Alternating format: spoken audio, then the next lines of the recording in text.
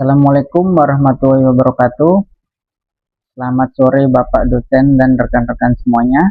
Perkenalkan, nama saya Muhammad Ifani Abdillah dengan NIM 2505010104117 KM 208 Program Studi PJJ Ilmu Komunikasi Universitas Cyber Asia. Pada UAS Estetika Humanisme kali ini, saya akan membuat vlog presentasi dengan membahas materi mengenai self-concept atau konsep diri. Saya memilih konsep tema ini karena konsep diri merupakan dasar yang sangat penting dalam kehidupan seseorang.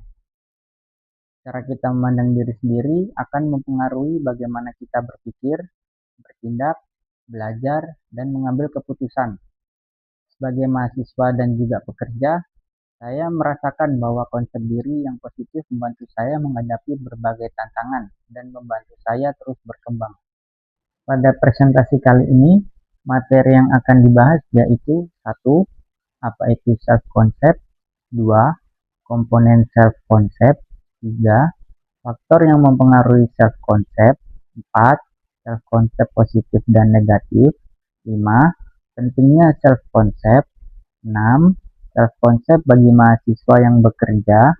7. Studi kasus. Dan yang terakhir adalah 8. Opini pribadi. Pada slide kali ini dijelaskan pengertian self-concept menurut para ahli, yaitu menurut Rogers, self-concept merupakan persepsi seseorang terhadap dirinya yang terbentuk melalui pengalaman hidup. Sedangkan menurut William, self-concept adalah keseluruhan pandangan individu mengenai dirinya sendiri.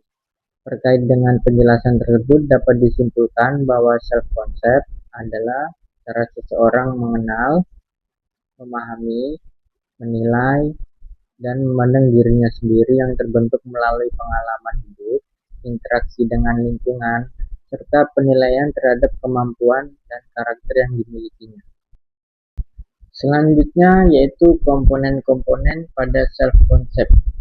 Rogers menjelaskan bahwa self-concept memiliki 3 komponen utama, yaitu 1. Self-image. Self-image adalah gambaran mengenai diri kita. Contohnya, saya adalah mahasiswa yang bekerja sambil berkuliah dan saya orang yang bertanggung jawab. Tetapi terkadang masih kesulitan membagi waktu antara pekerjaan dan kuliah. Kedua, self-esteem. Self-esteem adalah bagaimana kita menghargai diri sendiri. Contohnya, saya ingin menjadi mahasiswa yang tetap berprestasi meskipun sambil berkuliah dan bekerja. Ketiga, ideal self. Ideal self adalah gambaran mengenai pribadi yang ingin kita capai di masa depan. Contoh, saya bangga karena mampu membiayai kuliah saya sambil bekerja. Saya percaya bahwa usaha dan kerja keras saya dapat membawa saya meraih masa depan yang lebih baik. Ketiga komponen tersebut saling berkaitan. Cara kita melihat diri sendiri akan mempengaruhi bagaimana kita menghargai diri dan akhirnya menentukan tujuan yang ingin kita capai. Selanjutnya, faktor-faktor yang mempengaruhi self-concept. Menurut William, faktor utama yang mempengaruhi self-concept yaitu 1. Pengalaman. Pengalaman yang dialami seseorang akan membentuk cara pandangnya terhadap diri sendiri. Pengalaman positif, seperti mendapatkan penghargaan atau dukungan, akan membentuk konsep diri yang positif. Sebaliknya, pengalaman negatif dapat membuat seseorang memiliki konsep diri yang kurang baik. Kedua, kompetensi. Kompetensi adalah kemampuan yang dimiliki seseorang ketika seseorang merasa mampu menyelesaikan tugas atau mencapai prestasi. Rasa percaya dirinya akan meningkat sehingga konsep dirinya menjadi lebih positif. 3. Aktualisasi diri. Aktualisasi diri adalah upaya seseorang untuk mengembangkan potensi yang dimilikinya. Semakin seseorang mampu mencapai tujuan dan mengembangkan kemampuannya, semakin baik konsep dirinya. Selain dari ketiga faktor utama tersebut, penelitian di Indonesia menunjukkan bahwa keluarga, teman atau rekan kerja, lingkungan sosial, serta pengalaman keberhasilan atau kegagalan juga mempengaruhi pembentukan konsep diri seseorang. Selanjutnya, self-concept positif dan negatif. Konsep diri dapat dibedakan menjadi dua, yaitu konsep diri positif dan konsep diri negatif. 1. Konsep diri positif. Konsep diri positif adalah cara pandang individu terhadap dirinya yang baik dan realistis. Seseorang mampu menerima kelebihan maupun kekurangannya, percaya pada kemampuan diri, serta memiliki keyakinan bahwa dirinya mampu berkembang dan menghadapi berbagai tantangan. Contohnya yaitu pada mahasiswa yang bekerja tetap yakin dapat menyelesaikan kuliahnya sambil bekerja. Meskipun jadwalnya padat, ia mampu mengatur waktu dan menyelesaikan tanggung jawabnya. Kedua, konsep diri negatif. Konsep diri negatif adalah cara pandang individu terhadap dirinya yang cenderung buruk. Individu sering merasa tidak mampu, kurang percaya diri, mudah menyerah, dan lebih fokus pada kekurangan yang dimiliki.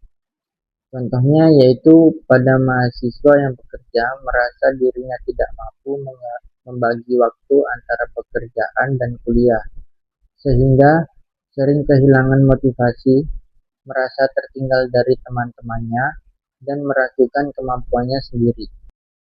Selanjutnya, mengapa self-concept penting? Self-concept penting karena menjadi dasar seseorang dalam mengenal dan menilai dirinya sendiri. Konsep diri yang positif membuat individu lebih percaya diri, mampu mengambil keputusan dengan baik, serta memiliki motivasi untuk mencapai tujuan. Sebaliknya, konsep diri yang negatif dapat menyebabkan rendahnya rasa percaya diri, kurangnya motivasi, dan kesulitan dalam berinteraksi dengan lingkungan. Selanjutnya, self-concept bagi mahasiswa yang bekerja. Setelah memahami pengertian, komponen, dan faktor pembentuk konsep diri, kita dapat melihat bagaimana self-concept diterapkan dalam kehidupan mahasiswa yang bekerja. Menurut saya, menjadi mahasiswa yang bekerja bukanlah hal yang mudah karena harus membagi waktu, tenaga, pikiran, dan perhatian antara pekerjaan dan perkuliahan. Sebagai mahasiswa yang bekerja dengan sistem shift di lapangan, saya sering menghadapi perubahan jadwal kerja, rasa lelah setelah bekerja, serta waktu belajar yang terbatas. Namun, konsep diri yang positif membantu saya untuk tetap percaya bahwa saya mampu menjalankan kedua tanggung jawab tersebut. Selanjutnya, studi kasus, pengalaman pribadi. Sebagai mahasiswa sekaligus pekerja yang bekerja dengan sistem shift, dalam studi kasus ini, saya mengambil pengalaman saya sebagai mahasiswa yang juga bekerja sebagai sistem shift. Menjalani kuliah dan pekerjaan secara bersamaan tentunya memiliki tantangan tersendiri, terutama dalam hal membagi waktu dan menjaga kondisi diri. Ketika jadwal kerja sedang padat atau mendapatkan shift malam, terkadang saya merasa lelah dan kurang memiliki waktu untuk belajar maupun mengerjakan tugas. Namun, saya tetap berusaha menjalankan tanggung jawab sebagai mahasiswa dan sebagai pekerja. Dari pengalaman tersebut, saya belajar bahwa saya harus lebih disiplin dalam mengatur waktu dan menentukan prioritas. Saya juga mulai menyadari bahwa kemampuan saya untuk tetap menjalankan kedua peran tersebut membuat saya lebih percaya diri terhadap diri sendiri. Menurut saya, pengalaman ini menunjukkan adanya self-concept karena cara saya melihat diri sendiri sebagai orang yang mampu bertanggung jawab dan mau berusaha bagaimana saya menghadapi berbagai kesulitan. Self-concept adalah hal yang penting karena cara seseorang memandang dirinya akan mempengaruhi bagaimana ia menghadapi kehidupan dan berbagai masalah yang ia hadapi.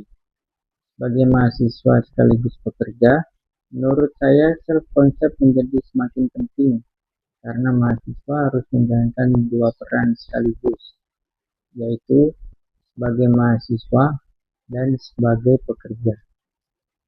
Tidak jarang mereka menghadapi kelelahan, keterbatasan waktu, dan tekanan dari pekerjaan serta perkuliahan.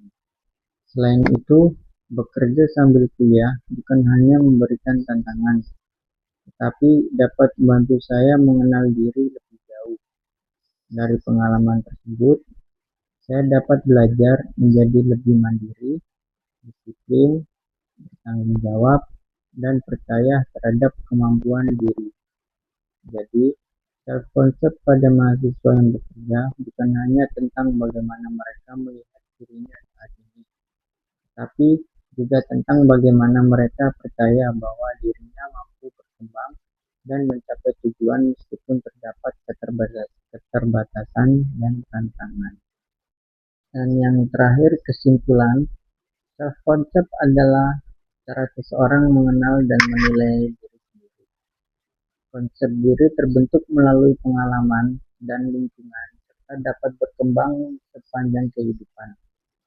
Self-concept yang positif membantu seseorang percaya pada kemampuan diri, menghadapi tantangan, dan terus berkembang. Sedangkan self-concept negatif dapat membuat seseorang merasa tidak mampu, minder, pesimis, takut mencoba, sulit menerima kritik, dan lebih mudah menyerah.